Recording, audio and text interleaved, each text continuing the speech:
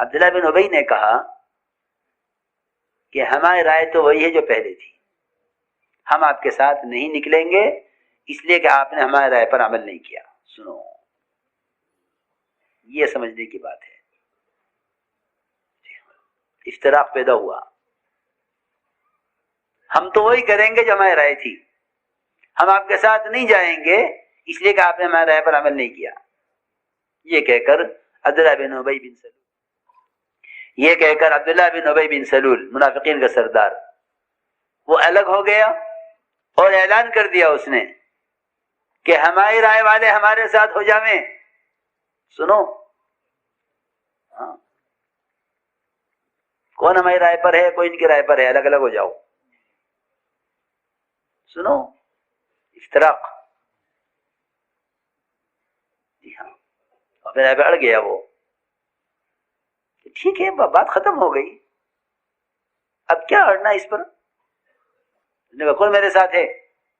تو 300 آدمی ساتھ ہو گئے اس کے، 1000 تو کل تھے صحابہ آپ کے ساتھ، 300 ان کے ساتھ ہو گئے عبداللہ بن ابی کے ساتھ، کہ ہم 300 آپ کے ساتھ ہیں، کیونکہ خطرہ نظر آ رہا ہے، باہر تجربہ ہے نہیں ہمیں، اور یہ ہے اور وہ ہے، اور جب یہ رائے آ گئی ہے کہ بھئی مدینے میں اکیلے لڑنا ہے تو ہماری رائے پر عمل کیوں نہیں ہو رہا ہے، اس لیے ہم تو آپ کے ساتھ جائیں گے نہیں۔ یہ صاف کہا، یہی الفاظ تھے کہ ہمارے آپ کے ساتھ نہ جانے کی وجہ یہ ہے کہ جو ہم کہہ رہے تھے اس پر عمل نہیں ہوا، یہ ٹھہر گیا۔ اس کے ساتھ 300 آدمی الگ ہو گئے۔ حضور اکرم صلی اللہ علیہ وسلم کے ساتھ 700 آدمی نکلے، 300 کم ہو گئے۔ پھر قرآن میں ایک بات اور ہے کہ 2 جماعتیں ایمان والوں کی، 2 جماعتیں ایمان والوں کی، وہ درمیان میں لٹک گئے، ان کا ساتھ دیں یا ان کا ساتھ دیں۔ ہاں اسی طرح ہے، بخاری شریف کی روایت ہے، قرآن کی آیت ہے، اذ ہم الطائفتان منکم ان تفشلا، کہ 2 جماعتیں ایسی تھیں جو درمیان میں لٹک گئیں، ادھر جامیں، ان کا ساتھ دیں کہ ان کا ساتھ دیں۔ جی ہاں، واللہ ولیہما، لیکن بات یہ ہے کہ کیونکہ یہ ایمان والے تھے، مخلصین تھے، ان کو اللہ نے سنبھال لیا۔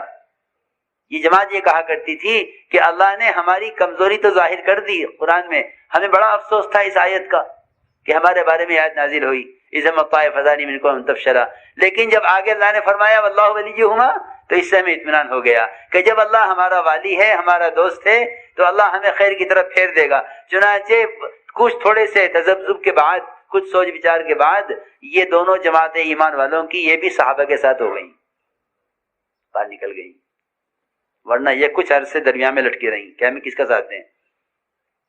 جی ہاں، کسی اللہ نے کیسے اللہ نے کھول کھول کے بیان کر دیے سارے اصول۔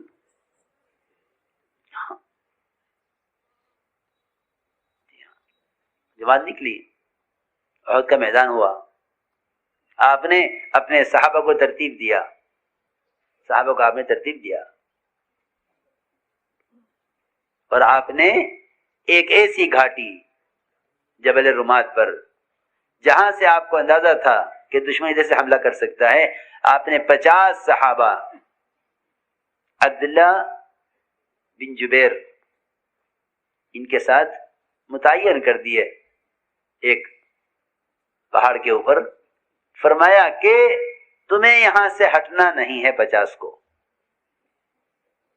چاہے ہمیں فتح ہو، شکست ہو، دشمن بھاگ جائے تب بھی یہاں سے مت ہٹنا، اور یہ فرمایا کہ اگر ہمیں شکست ہو جاوے اور ہماری لاشوں کو آسمان سے اترنے والے پرندے ہماری لاشوں کو کھاویں، تم دیکھ رہے ہو، تب بھی یہاں سے مت ہٹنا۔ سنو تو صحیح، یہ بات سخت بات فرمائی آپ نے، روایت میں ہے کہ اگر تم یہ منظر دیکھ رہے ہو اپنی آنکھوں سے کہ ہمیں دشمن قتل کر دے اور میدان میں ہماری لاشیں پڑی ہوئی ہوں اور چیل کبے اتر کر ہماری لاشوں کو گوشت کھاویں، تب بھی تم ہمیں ہم سے ان پرندوں کو اڑانے کے لیے بھی یہاں سے مت ہٹنا. سنو بات. اور اگر ہمیں فتح ہو جاوے, دشمن بھاگ جائے اور ہم سب مال غنیمت لوٹ رہے ہوں, تب بھی تم یہاں سے مت ہٹنا. لوگ کہتے ہیں ہاں ٹھیک ہے, اصول پہلے کے لیے تھا, اب تھوڑی ہے. اب تو معاملہ نمٹ گیا, میدان ختم ہو چکا, سب جا رہے ہیں, سارے مشرکین کو ہزیمت ہو گئی ہے اور مسلمان مال غنیمت لوٹ رہے ہیں, سب سارا مال لوٹ لیں گے, ہم رہ جائیں گے. ہاں, یہ نہیں کہ اصول پہلے کے لیے تھا, اب نہیں ہے. یہ اصول کی بات یہ ہے کہ جو کام جس وقت کے لیے دیا گیا ہے اس کو پورا کرو. یہ مت کہو کہ یہ حکم پہلے کے لیے تھا, اب نہیں ہے. صحابہ یہ کرتے تھے کہ اگلے حکم کا انتظار کرتے تھے, اس وقت تک اس حکم پہ اس کام پر لگے رہتے تھے جب تک اگلا کام دیا جاوے. یہ نہیں اس کو درمیان میں چھوڑ دیں اپنی رائے سے, اپنی سوچ سے. سنو, چنانچہ اللہ کا حکم اور اللہ کی شان کہ مسلمانوں کو زبردست فتح ہوئی, مشرکین کو شکست ہوئی, اور یہ سب میدان چھوڑ کے بھاگے. بہت جلدی میدان ہاتھ میں آ گیا. صحابہ کرام اللہ کا فضل اور مال غنیمت کے لوٹنے میں لگے. ان 50 نے دیکھا, اوہو تو ختم ہو چکا قصہ, اور میدان سے دشمن بھاگ چکا ہے, سارا مال غنیمت لوگ لوٹ رہے ہیں, چلو ہم بھی اترے. ان کے امیر صاحب نے کہا نہیں بھائی, تم 50 میں سے ایک بھی یہاں سے نہیں اترے گا, اللہ کے نبی کا یہ حکم ہے. انہوں نے کہا کہ بھائی یہ حکم تو پہلے کے لیے تھا, کہ بھائی میں کچھ نہیں جانتا, مجھے تو یہ حکم ملا ہے, لہذا کوئی یہاں سے نہیں ہلے گا. سنو, بڑے عجیب قصہ ہے. ان 50 میں سے 40 نے کہا کہ ہم تو نیچے اتریں گے. صرف 40 آدمی, ہم نیچے اتریں گے. دیکھو تو صحیح, 700 صحابہ میں سے صرف 40 صحابہ نے حکم کی خلاف ورزی کی. 700 صحابہ میں سے 40 صحابہ نے حکم کی خلاف ورزی کی, اور وہ بھی یہ سوچ کر کہ اب اس کی ضرورت نہیں کہ یہاں رکا جائے, یہ تو اس وقت کے لیے تھا جب میدان ہمارے ہاتھ میں نہیں تھا. 40 اتر گئے, 10 صحابہ نے کہا تو امیر کے تابع ہیں اپنے, ہم تمہاری بات نہیں مانیں گے. اب تو جسے جو چاہو کروا لو, آزاد ہیں سب, تو جس سے جو چاہے کروا لو. کہ نہیں, یہ نہیں ہو سکتا.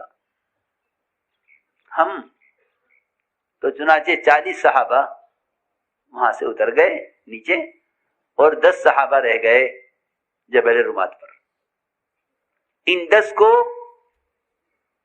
کو قتل کیا گیا.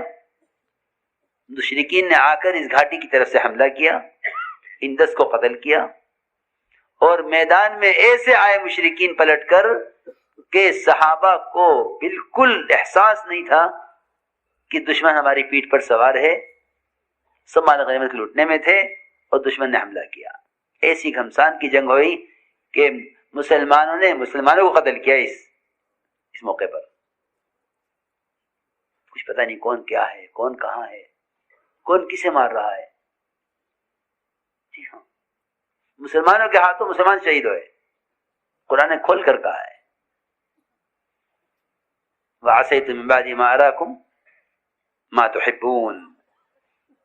جی ہاں, کہ تم فتح دیکھ چکے تھے اپنی آنکھوں سے, لیکن تم نے فتح دیکھنے کے بعد ایک نافرمانی کی, اللہ نے تمہارے ہاتھ سے میدان چھین کر غیروں کے ہاتھ میں کر دیا. سیدھی بات ہے, سارا میدان غیروں کے ہاتھ میں گیا.